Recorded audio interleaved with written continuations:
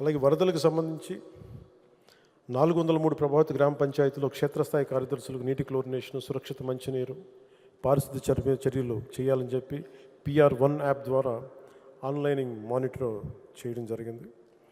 ప్రభావితమైన 403 గ్రామ పంచాయతీలు ప్రత్యేక పారిశుద్ధ్య బృందాలను నియమించడం జరిగింది. 2240 స్థానిక పారిశుద్ధ్య కార్మికులు మరి ఇతర పొరుగు గ్రామ పంచాయతీల నుండి 1278 మంది పారిశుద్ధ్య కార్మికులతో కూడిన ప్రత్యేక పారిశుద్ధ్య బృందాలు ఈ ఫ్లడ్ ఎఫర్ట్స్లో పాల్గొన్నాయి. కాకినాడ వరదలకి గురవుపోతూ ఉంటే అక్కడ అందరితో అధికార యంత్రాంగంతో మాట్లాడి టోల్ నెంబర్ ఒకటి సమీక్షించి చర్యలు తీసుకున్న జిల్లా కలెక్టర్ కార్యాలయం టోల్ ఫ్రీ నెంబర్స్, డివిజనల్ కార్యాలయాలు మరియు 21 తహసీల్దార్ కార్యాలయాలతోటి కంట్రోల్ రూమ్ ప్రారంభించాం. క్షేత్ర పరిస్థితిని ఎప్పటికప్పుడు తెలుసుకునేందుకు మండల స్థాయి ప్రత్యేక అధికారులు నియమించి నిరంతరం పరిశీలిస్తూ వచ్చాం. ఎలాంటి ప్రాణ నష్టం, ఆస్తి నష్టం లేకుండా చాలా ముందు చర్యలు తీసుకోవడం వల్ల చాలా వరకు నష్టంతో పోయింది. గ్రామాలు ముంపు కూడా గురవలేదు. ఈ నెల 9న గొల్లప్రోలు మండలంలో గ్రామానికి ముంపై గురయ్యే ప్రాంతాలను సందర్శించి సంబంధిత శాఖలకు అవసరమైన సూచనలు జారీ చేశాం. 75 24 గంటలు సిబ్బంది ఉండేలాగా హాస్పిటల్స్లో 75 వైద్య శిబిరాలు నిర్వహించాం. RO ప్లాంట్ల నుండి ట్యాంకర్స్, వాటర్ ప్యాకెట్స్, వాటర్ క్యాన్స్తో అన్ని పునరావాస కేంద్రాల్లో తాగునీటిని సరఫరా చేయడం జరిగింది.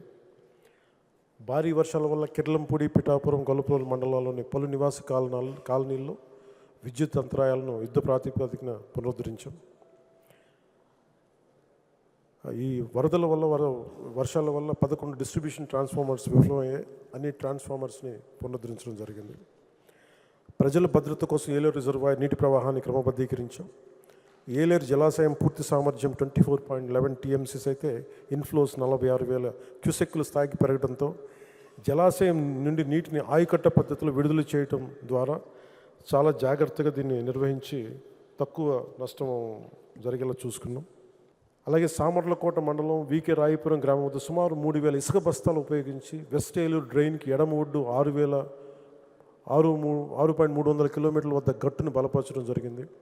3,000 ఇసుక బస్తాలు, క్యాజురినా బల్లీలను ఉపయోగించి బిక్కవోలు డ్రైన్ కుడి ఒడ్డుకు చీడికి వద్ద బండ్ పాయింట్ని బలోపేతం చేశాం. AP state disaster management authority హెచ్చరిక అందిన వెంటనే కాకినాడ జిల్లాలోని 21 మండలాల్లో మొత్తం 60 పునరావాస కేంద్రాలను గుర్తించాం. 6 మండలాల్లో పునరావాస కేంద్రాలను ప్రారంభించి బాధిత కుటుంబాలకి వసతి కల్పించేందుకు అవసరం ఏర్పాట్లు చేశాం. 9వ తేదీ రాత్రి 5,000 మందికి భోజనం అందించాం. 15వ తేదీన ఉదయం 5,000 మందికి అల్పాహారం, 8,000 మందికి మధ్యాహ్నం, 10,000 మందికి రాత్రి భోజనం అందించాం. గర్భిణీలని, బాలింతల్ని సురక్షిత ప్రాంతాలకు తరలించి పౌష్టికాహారం అందించాం.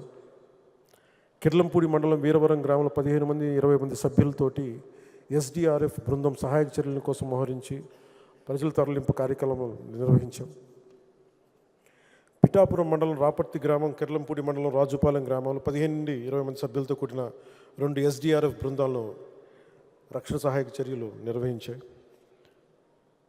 మొత్తం 120 మంది ఆర్మీ సభ్యుల సహాయ చర్యల కోసం కాకినాడ జిల్లాకు వచ్చి కాకినాడలోని APSPలో బస్ చేసి పెద్దాపురం మండలం మార్లో గ్రామంతో పాటు ఇతర నివాస ప్రాంతాలకి సహాయాలు అందించారు. పౌర సరఫరాల శాఖ ద్వారా నిత్యావసరాలు వస్తువులు కిట్లు సంసిద్ధం చేశాం. 5,000 నిత్యావసర వస్తువులను కిట్లు సిద్ధంగా ఉంచబడ్డం, పంపిణీ చేశాం.